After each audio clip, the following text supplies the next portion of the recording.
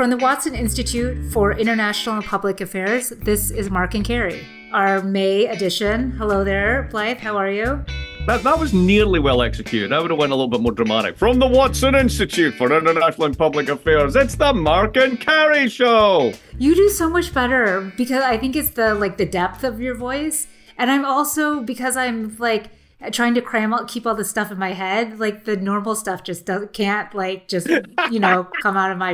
out so smoothly. I think you've just defined life. Hello, Carrie. Thank you. Hello. So where do you want to start? Well, okay. Well, let's just start at the top, I guess, with American politics news. And I mean, I don't even know where to really start with this. And, I don't even have a whole lot to say. How about Trump? How about Trump on trial? Let's just go there. What do you think? You must have been watching it. No, that's what I was thinking too. But I don't know that I have that much to say because of the following. I don't know that it moves anybody that it's supposed to move.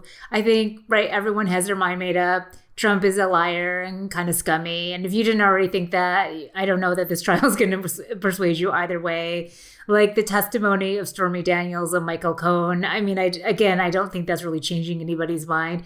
The things that have been most noticeable to me have been sort of the human side of this. And this is that nobody at the beginning of the trial, Trump's family, none of his family members were there. And then one of his sons started showing up. And now it's this parade of people that are just kissing up to him that are there. And also now his theatrics of this kind of fake sleeping that he's been doing through some of the more controversial testimony with Michael Cohen, the muttering under his breath. I mean, just this kind of stuff I think has been sort of fascinating because it gives you just a tiny bit of a window into his psyche, which is what I would have thought it was. I mean, he's all about himself and he's a theatrical performer. Yeah, but there's more than that going on, right? Because, so first of all, let's just break it down. As I've been saying for weeks, months, if not years, we've been out to get this guy since 2016, and this is just the latest iteration. Check? Sure. And what that latest iteration is, really rich guy basically behaves badly behind his wife's back with somebody who is in the sex industry. And then when he becomes more of a public figure, he wants that information to be squashed. Why is anyone in the least surprised that that happens, right? Now, thirdly, let's go on the other one, right? This is the trial that's going ahead. I'm surprised you haven't mentioned the other ones that aren't going ahead. It seems that Georgia has sort of imploded in a sort of, if I'm going to put it, a galactic implosion of incompetence and ineptitude. And then there was the one where the Trump-appointed judge on the documents trial said, it's a bit too complex to get all this stuff in line. And all the liberals went, this is outrageous, and he has to be tried. And then people started to actually look at it and went, actually, it really is kind of super complex, and it's not really even clear what's chargeable and what's not. Mm-hmm. So once again, sort of, the Democratic state seems to have decided in one shape or form that you're going to get them through the courts. You're trying every means necessary. And ultimately, it's all blowing up in their face. I mean, are the Democrats basically the PR campaign for Trump? Because I can't imagine a more successful PR campaign than actually doing this. I mean, it's kind of classic big D Democratic Party, shooting itself. I think you're right in terms of thinking about the cases. I mean, they've had an assist. The Trump side has had an assist from the Supreme Court in terms of delaying things further. Right, I forgot that one as well. Right, exactly. Case, right. I mean, there's just so many things that have gone by Trump's playbook, which is delay, and just hope that, you run the clock out and you either win the presidency and all this goes away, or you just wear people down to the point of they succumb to these tactics like they did in Georgia. I mean, the number of cases, and I pay attention to politics. The number of cases, maybe there's 100 more out there, and I just haven't been paying attention because it feels like there's so much more than there actually is in this ongoing buzz. It's hard to keep track of it, let alone if you're just living your life trying to get through the day. I think you're paying very little attention to this. I don't know. I think that people who are both Trump supporters and sort of Trump adjacent, and I think there's more of those out there than we let on, are kind of paying attention to this because they maybe don't believe the whole narrative of the deep state and they're out to get him and all the rest of it. But that's what it looks like. Yeah. Yeah, I know that narrative has really stuck, and he says that after every Absolutely. Yeah, and his I was in Naples, Florida about 2 weeks ago. Oh, And I went to this lovely place. It's a sort of lovely big organic grocer with everything you could possibly want and a nice sort of feel of community. And it's got a restaurant in it and all that. And you go to the bathroom and it's got an F. Joe Biden sticker in the urinals along with a picture of his face that says Looney Tunes. And it's okay. not just one, they all have it. And you just get the feeling that, like, 15, 20 years ago, the folks in this place would have been Democrats. Yeah. They're not. They're Yeah. 100% not. And they are paying attention to this trial. And they are not paying attention to it in terms of a prosecution. They're seeing Yeah. it as a persecution. Yeah. This is what I think is really interesting too, in terms of thinking about, well, I mean, so there are now two presidential debates as of the last couple of days, which I just am like, can we please not put ourselves through this? Because the first one's coming up in June. And I mean, what is that even going to be like? I just get so anxious watching Joe Biden walk two steps, let alone across an entire stage. But there is the sense of Biden just having no real, for a person who's like, right, I'm in touch with the real guy or with real America, he's just seemingly lost his touch and is just seen as this not only senile, but then also part, right? I mean, these two things of being senile and also running the deep state. And yet they've stuck with people. Absolutely. I mean, one of the ones that we pointed out a long time ago we spoke about was Biden's cadence that he always bangs on about good union jobs. Less than 10% of the private sector is in the union. So to 90% of Americans, that literally doesn't mean anything.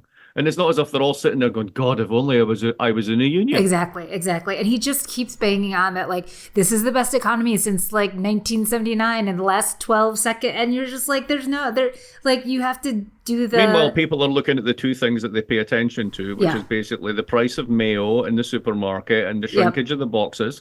And the fact that you can tell them that the real wages have gone up to where they were in 2019, and they will turn around and say, yes, that's when Trump was around. Yep. Yeah, no, I totally agree with that. It's the, like, let me tell you about how the economy is so good versus the cost has gone up on everything. Absolutely. So let's move on a little bit, right? Yeah. Related, you mentioned SCOTUS. Have they been up to anything? You're my SCOTUS mole. You tell me everything that they're up to. Yes.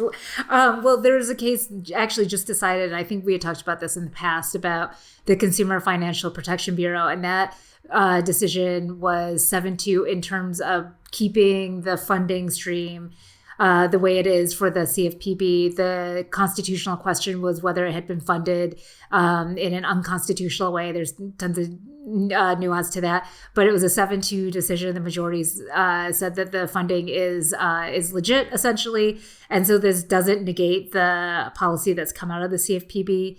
That was probably one of the bigger decisions that was kind of on the horizon regarding the administrative state. So this just holds all of the stuff that's come out of there, all those protections, mortgages, blah, blah, blah, holds the line on that. On the horizon, just to keep us all awake, is that there are, I think, a number of cases. I just did two cases having to do with abortion that are still pending, 3 gun cases, 2 big tech cases, and then a couple Trump-related cases that are still out there. So we'll wait to see those in June. But we're starting to get some decisions. Wow. Somebody's keeping Clarence busy and it isn't a billionaire friend with a boat. Well, it's not summertime yet, right? We got to wait for the summer vacation for that. Fair enough. For that to happen. Just to round this out, I wanted to talk a little about the protests on college campuses around the country and the all of the images that we've seen on the news. And I wanted to think about this, as you can guess, from a political point of view. And that is, so next week, the subcommittee on the House Committee on Education that's been calling those university presidents before them, that's caused so much reaction on campuses. The next round is set to be Rutgers, UCLA, and Northwestern. And so one of the things that I've been thinking about, because I think it does connect with the protests on campus, is who has been called before that committee, why they've been called, what the political gains have been called for calling the presidents that they did. The first round were fairly new university presidents in Penn and Harvard and MIT, all women. And just thinking, especially close to home for us, Brown, like, is Chris Paxton going to be called? And just thinking that maybe there's not a lot of political game for Marjorie Taylor Greene or Virginia Fox, who's running the subcommittee, to call those university presidents that maybe have a longer tenure, have more of a presence, have made more of a presence on campus. I mean, total hypotheticals, but just thinking about how that then related to the what has happened on campuses and how this has shut down graduations across the country, and the topsy-turviness of this. And I don't think I have a really great conclusion on of all of this, except for that this House committee is the stir of this pot, and sort of what the gains are that they're getting from this. And they and their supporters have gotten a lot of credit for the resignations of the college presidents. Well, I mean, they managed to basically single-handedly blow up Columbia by basically calling the Columbia president. The Columbia president looks at what happened last time and said, okay, this is basically a Stalinist show trial. You want me to say that I'll do everything possible to end anti-Semitism in the universe? Absolutely, I'll do it. And then that is picked up back home as you just threw your faculty and students under the bus because you don't believe they actually have a right to protest. You then call in the cops when the cops don't even want to be called in, and the whole thing becomes a gigantic mess. So, yes, stirring the pot, but there's also grotesque incompetence. That's what was the so management surprising. level in some areas as well, right? I mean, it's one of the things that we forget about this is that student protest. It's not as if it's something new. I mean, this is a perennial, right? And sometimes it's historically important, as it was, for example, in Vietnam. Now, the stakes here and the issues and the actors involved are actually very different, but the intensity of feeling is exactly the same thing. And what's remarkable about this committee is these are the free speech stalwarts. That you can say anything. You can't create puppy zones and safe spaces. And you've infantilized all of American youth, and you've destroyed higher education with your wokeness, et cetera, et cetera. So they got all that going on. So basically, they want absolute free speech. But you can have absolute free speech so long as that absolute free speech doesn't actually infringe anything at all on your preferences on the state of Israel's policies. That's right. Because if it does, then you're going to get killed. So there's a wonderful, you're damned if you do and you're damned if you don't quality to the entire thing. Yeah. But you're right. I mean, your point about faculty and students from the Columbia president, that to name specific faculty, I just thought, man, you've now crossed that bridge, and what's going to happen next? I mean, this goes back to something we've spoken about before, that like to a large extent, the upper management of many of these universities have become so apart from the faculty and are not from the faculty, that simply they become a separate organization. And my shorthand way of doing it is you're basically a hedge fund that runs a university for tax purposes. And that comes with donors that think they have more rights than faculty or students. And this is the world that some of these places have built. Yep. And I think I think that point has been illustrated so frequently in terms of the protests and how they're protesting divestment, etc. The last thing I want to say about American politics, please don't fall asleep on me, is the New York Times had this big poll that has sent all of the big D Democrats in sobbing in the corner, and that is that Trump is up in the 5 battleground states pretty handedly on Biden as well. I mean, so there's a difference between likely voters and registered voters. The big headline was on registered voters. Biden goes up if we talk about likely voters. But the one thing that I took away from these polls, because I was just looking at the crosstabs, is that there's about a quarter of the country that is paying some or little attention to the election. And I laugh only because I thought it would actually be more than that. But it just shows that it's still early. And essentially what these polls did to me after I got done being mad at the New York Times was it's a dead heat. And it's really, I think it's too close to call at this in May of 2024. So 15 years before the election will take place. Yeah, but you're such a Democrat on this one. You're always looking at the glass half full rather than the half empty. But at the same time, by your own admission, you have very little faith in your candidate. Oh, yeah. You fully admit that millions of Americans see this guy as physically or mentally impaired and therefore unfit to do it. And no matter what you say about Trump, he has his own barriers and his handicaps and his hang-ups and his problems, but it's not those ones.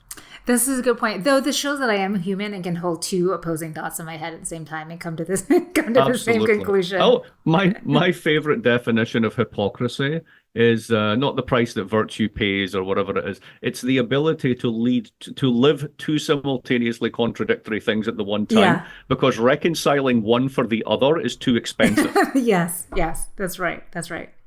So I've been saving this question for you because I was paying attention to it in the news and then was saving this for you. And I hope this isn't too lame of a question to ask, but the dollar is very strong right now. Can the dollar ever Yes, be it is. too strong?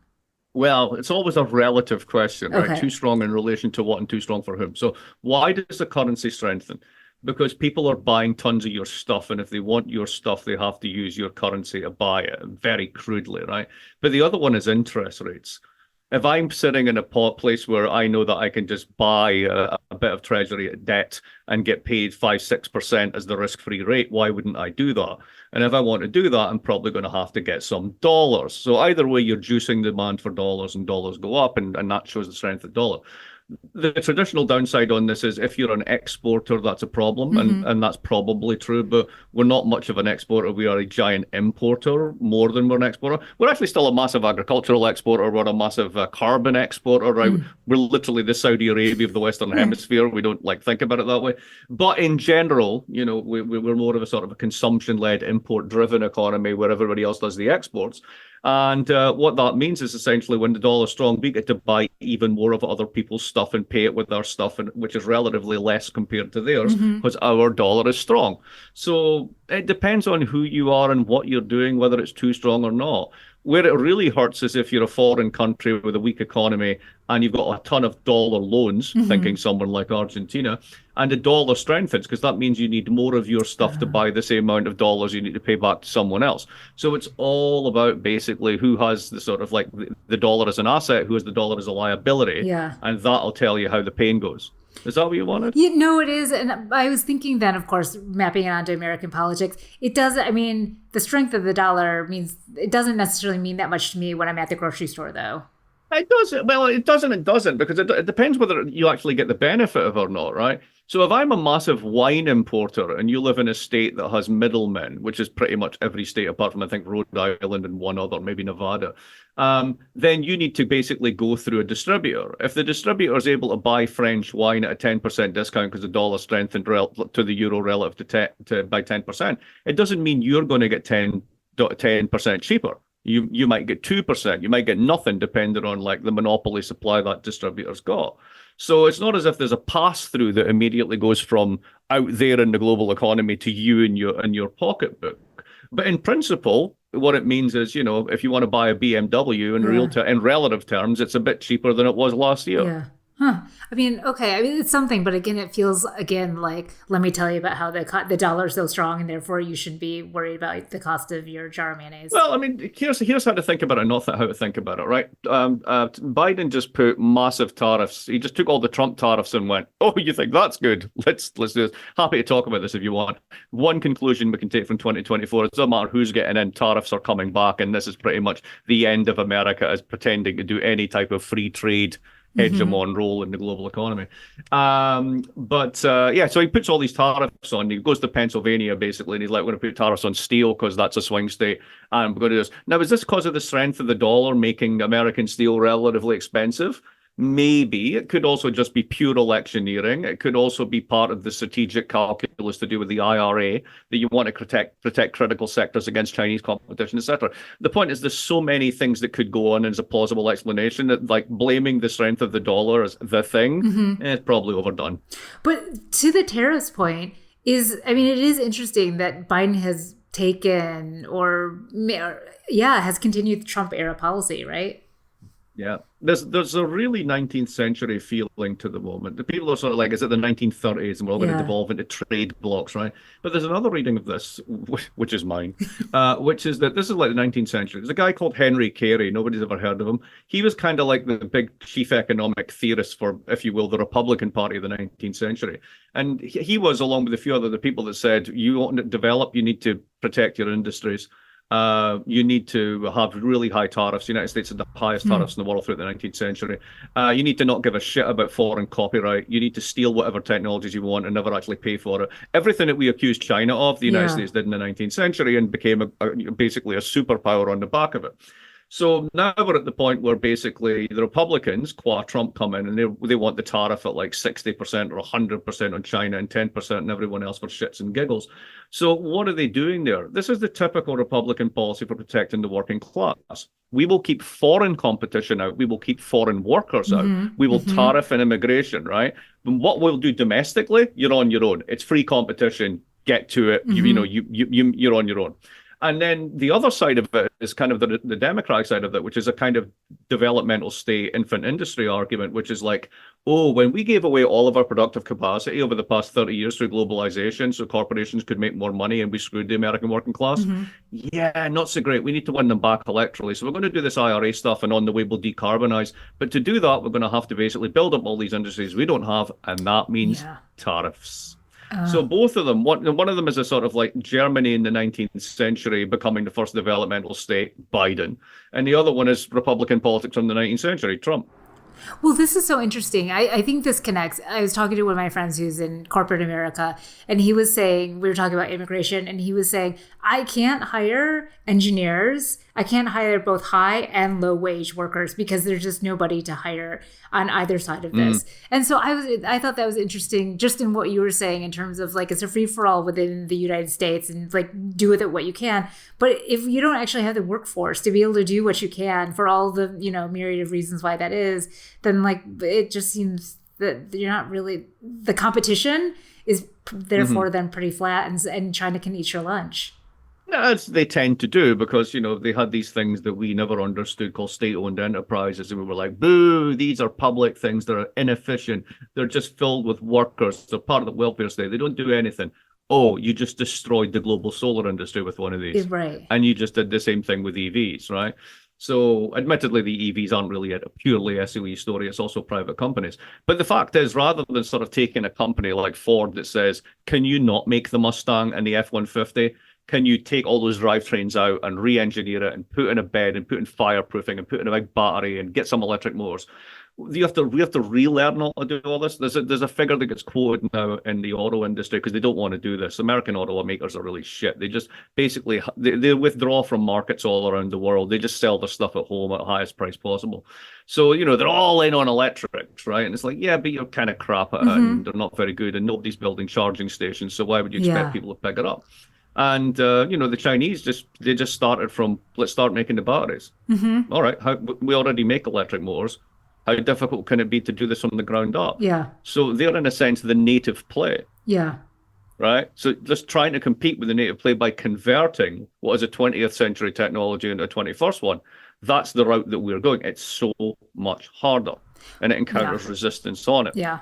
I mean, isn't there some huge number or that China produces X number of hundreds of thousands of EVs per day, and the U.S. produces like 3. I mean, it's just like the imbalance. Yeah, but the number you get, I was going to mention this and I kind of went off tangent. I mean, you get this number reported in America, like it costs America $100,000, every car EV that makes $100,000 loss.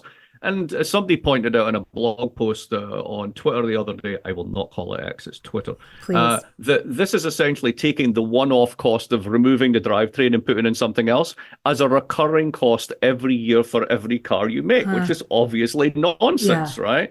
So there's a great deal of like, let's say, protection of existing business models rather than adapting to the future going on. Yeah. It just feels like we're just so inefficient about so many things. In terms of where we could go next, we touched upon the campus protests that brings us to the Gaza conflict. There's also the continuing festering sore that is Ukraine. Yes. And it seems that, while the Americans basically retained enough capacity in the defense industry to still be the world's biggest military power, they didn't give all that away. It seems that the Europeans either gave it away or just never built it or gave up on it. And now that they're fully committed to Ukraine, it turns out they can't actually give them anything that they need. Ukraine's got an acute manpower shortage. Yeah. Even if they were to actually do a full draft now, it would take so much time and resources to train everyone that it might actually not be effective. The 61 billion that's in there is, a stopgap at best. and Blinken shows up in a bar and starts playing guitar. Yes, that pretty much sums it up. Wow. I was like, oof, I don't know, when your Secretary of State is like rocking in a downtown bar, like in the underground, in the bunker with you, I'm not sure that's a really hopeful sign. Well, that's soft power, right? That's a soft power. I always have questions like, how's that money transferred? Is it like a wire transfer? I'm always curious about that sort of stuff. Or I love the idea of Western Union doing 61 billion. Could you imagine the fees? They'd be like their best day ever. Yeah. No, you're not transferring money. You're basically transferring supplies. Right. And the supplies have like a dollar cost. And essentially, like, it's moved from like Treasury account X to DOD account to private sector account, this sort of stuff. So I mean, these numbers are largely fictional anyway. I mean, there's great stuff on YouTube about this, where basically you'll get guys that worked in the Air Force going, "This is a bag of rivets. These rivets are basically 3mm rivets. They're made of steel. This is whatever. You go to Home Depot and you get this $3, 100 for like $3. Here's exactly the same rivets, which are made to aircraft standards, which is exactly the same as the ones that these are made, but they have to go through these tests and made by these firms. This bag of rivets costs $3,000. You were not helping me on my on my not the survivalists, the people that stock all sorts of stuff, for when the end of days comes. Yeah, preppers. Because right. I am starting to think I should keep my money in my mattress, because does money even exist if it's just numbers on a page or rivets? Like this does not help me. Well, it was a great one after the financial crisis when Ben Bernanke showed up to Congress, and he kind of admitted like what everybody knows, which is like, when we do all these swaps and all this sort of stuff, it's not as if we're literally giving the Bank of England $200 billion. Right. We're just like putting a digital entry in a column that says that they now have it, and that's it. And that's pretty much it. Yeah. I mean, there's so many questions about this, but another time. The one thing I noticed talk about money transfer is that the EU has given a loan of $1 billion, billion euros, to Lebanon. And then last month, I think the IMF upped the loan to Egypt to $8 billion. So just seeing that as part of a regional stability, trying to stabilize those economies in those particular countries to keep the region sort of somewhat stable, so people's economy or country economies don't crash. I thought that was kind of interesting from a regional point of view. So it's funny, Argentina gets all the opprobrium for like, your serial defaulters, and you always, crash your economy and all that stuff. There's actually one case which is worse than that. It's just that it's never allowed to actually crash, which is Egypt. Yeah, they always get money, right? They just get money because they're too strategically important. And also, if they fell, right, this is the problem with the narrative of, we'll just all the people from Gaza will be absorbed by Egypt, as if like, they've got no choice in it, or just they'll just go, right? This would be so destabilizing the Egyptian regime, it would never survive. That's so yeah. And again, this goes back to Gaza, right? I mean, the question has now begun to make very big in Israel itself is like, okay, baby, what's the end game apart from you continuing this war forever because it keeps you in power? Yeah. Right? It doesn't seem to be there's actually an end game on this one, in which case then how are we meant to interpret the massive destruction that's going on? What's it for? Right. It's to get Hamas. Well, you could get every Hamas member, and given the damage that's been done, there'll be twice as many of something else called something else in no short order, unless there's a plan B. And there doesn't seem to be a plan B. Right, because there's no plan to where Gazans will actually live or anything like that. They would want it to be Gaza. And, it's up in the air as to whether that's physically possible given the damage that's done. Yes.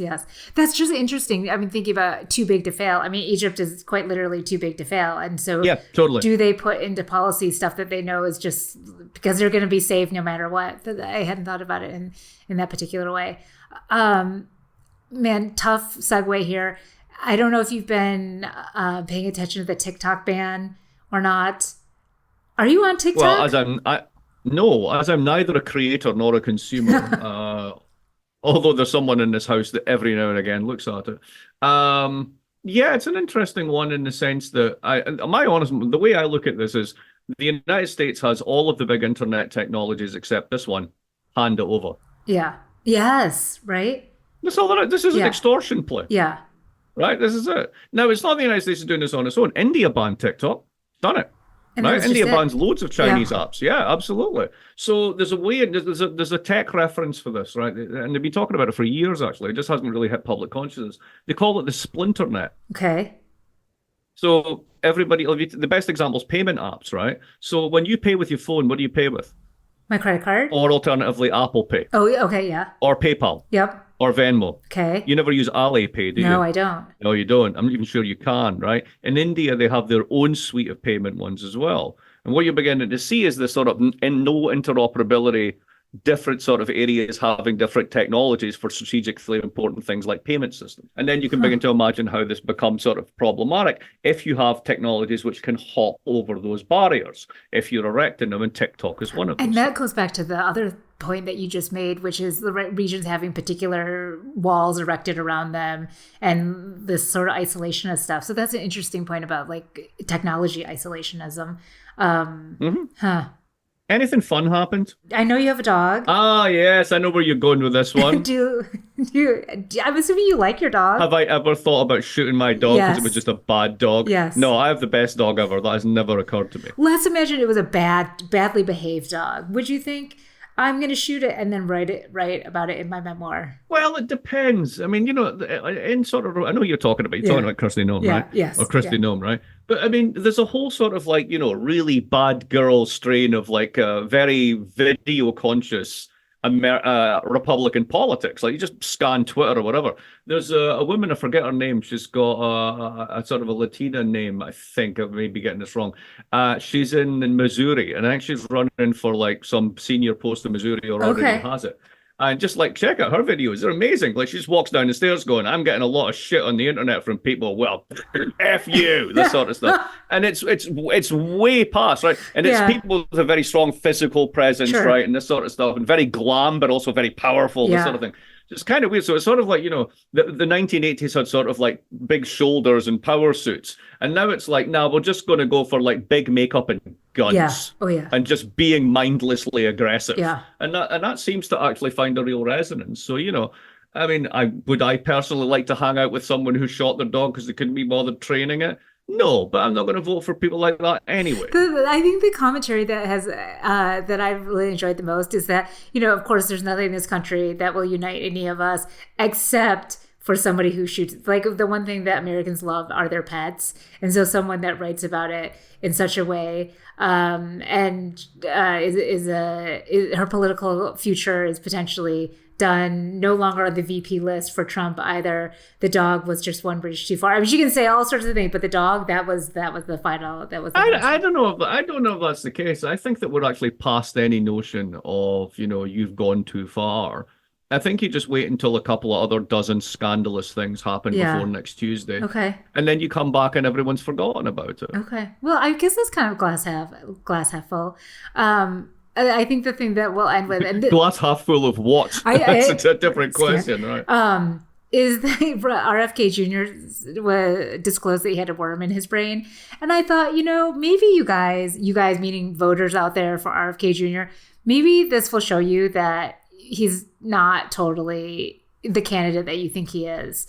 I don't know if this has turned any of his voters off or not. I have no idea. I have no idea where you're going with that thought, because my immediate thought is if you said that to someone who was RFK inclined, they would say, well, unlike Biden, at least the worm is a brain to get into. Gee, ba-dum-bump. Thank you. My only thing with him is like the polls are so tight. Everybody knows it's 5 states with a population of about 100 and blank thousand that really matter in determining this whole thing, et cetera, right? And if we assume that that's true, somebody like this guy who can basically get 2% of the vote can literally swing the election. Oh, yeah. And we saw this before. We saw this with Nader. We saw it in 2000, right? This has happened before. So this could actually happen again. And I think we're massively underpricing it. Oh, no, I'm with you. I mean, this is Michigan in 2016. So the question is this, right? Which party has more people who are more into wacko conspiracy theories and anti-vaxxer plots? I know. I think that's the good, yeah. And because both parties, it appeals to both parties, Exactly. As we close things out, do you have any good summer plans that you want to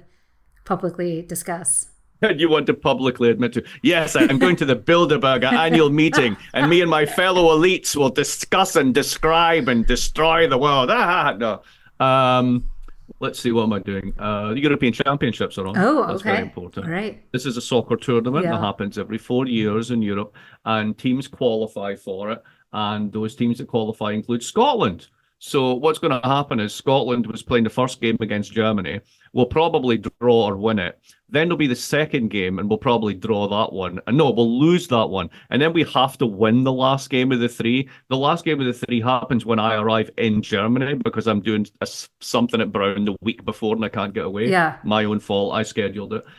So I'll basically land in Germany when Scotland get eliminated. Oh, man. I know, it's brutal, isn't it? But I hope your non-attention is like cosmic, karmic positive for them, and maybe they squeak it out. Something like that. You're like, no, it's not going to happen. No, that's not going to happen. What about you?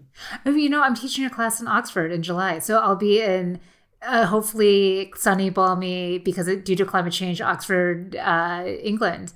Or it'll be gray, lovely. And I'll be in rain. What are you teaching about? A little public policy, actually, at St. Edmund's College.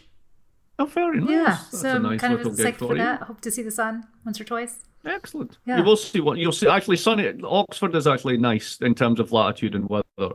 You will have a nice time. Okay. I guarantee it. All right. I was just hoping for a little, summer-like weather. No, it'll be good. Okay. You'll All like right. it. I like that. I mean, the thing about Oxford is, like Cambridge, these towns were built for much smaller populations who didn't own SUVs. Yeah. And now impossible and impassable, and there's too many people and too many cars, and it's really, really annoying. So you kind of have to get yourself to a part of the town where these things are inaccessible. Yeah. And then you can have much more of that kind of experience. Well, this makes sense because trying to find housing in Oxford in summer, it's impossible, and it was $80 billion as well. So. Yes. And don't worry, it will be crap as well. It's like crap starts at $20 billion and then goes all the way to 80. Yeah. Okay. Well, look forward to that. Exactly. Well, maybe we'll do a summer. Maybe we'll do a summer thing. We'll see how it goes. We could do a Midsummer Madness. Okay. Yeah, that sounds good. All right. Lovely to see you. Lovely to see you. Bye, y'all. Thanks for listening.